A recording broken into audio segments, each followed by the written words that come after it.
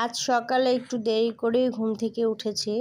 তো ঘুম থেকে আমার এই 2 বাচ্চা ঘুমিয়ে আছে, আমি উঠে গেছি। তো উঠেই রান্নাঘরে চলে গেলাম যে আজকে সকালে কি রান্না করা যায় দেখি।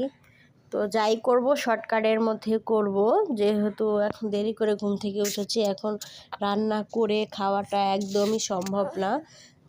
ওরা বাচ্চা 2টা উঠলেই বলবে ক্ষুধা লেগেছে। আমারও অবশ্য খুব ক্ষুধা লেগেছে। আমি উঠেছি আরও আগে, কিন্তু শুয়ে শুয়ে ছিলাম, রান্নাঘরে যাই নাই। এখন রান্নাঘরে গিয়ে দেখি ফ্রিজে কি আছে।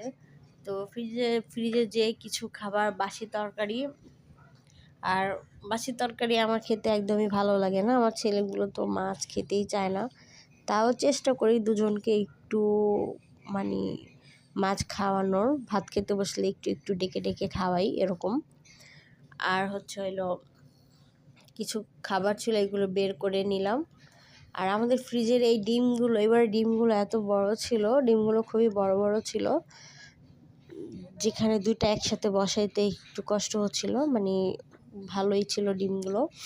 তো এখন আমি সকালে যে বাসি ভাত আছে রাত্রের, তো এইগুলো দিয়ে এখন আমি ভাত ভেজে দিব। ভাত ভাজা খেতে আমার খুবই ভালো লাগে। সাথে যে একটু ম্যাজিক মশলা মিক্স করে দিলে একটু খাবার টেস্টটা একটু বাড়ে। তবে এগুলো অবশ্যই স্বাস্থ্যসম্মত না, সেটা জানি। জানার পরও কেন জানি তারপরও ভালো লাগে। আসলে এটা বাঙালি জানি না কেন, বুঝে শুনেও আমি এগুলো খাই। আমার মনে হয় অনেকেই এগুলো জানে খাওয়া ঠিক না, তারপরও খায়। শুধু মুখের টেস্টের কারণেই খাওয়া হয়। তো দেখুন, কথা বলতে বলতে আমি যে ভাত ভাজার জন্য পেঁয়াজ ডিমগুলো রেডি করে ফেলেছি। তো আজকে সকালের নাস্তা আমি খাবো ভাত ভাজা, আর আমার ছেলেকে পুডিং দিব, ঘরে বিস্কিট আছে তা খাবে। আর ছোট ছেলের জন্য ডিম পোস্ট করব। এটাই সকালে এখন আপাতত খাওয়া হবে, তারপর রান্না করতে যাব। রান্না হলে দুপুরের খাবারগুলো খাবো।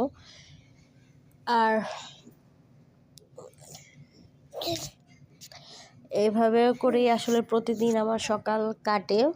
সকালে আমি এগুলো করে, দেখুন ভাতগুলো দেখতে কত সুন্দর লাগছে, খেতেও অনেক বেশি মজা হয়েছে। তো মজা হয়েছে বলতে শর্টকাটের মধ্যে খুবই ভালো হয়েছে। তো এটাই, ভাত রান্না করা শেষ। এখন দেখুন আমার ছেলের জন্য ডিম ভাজতেছি।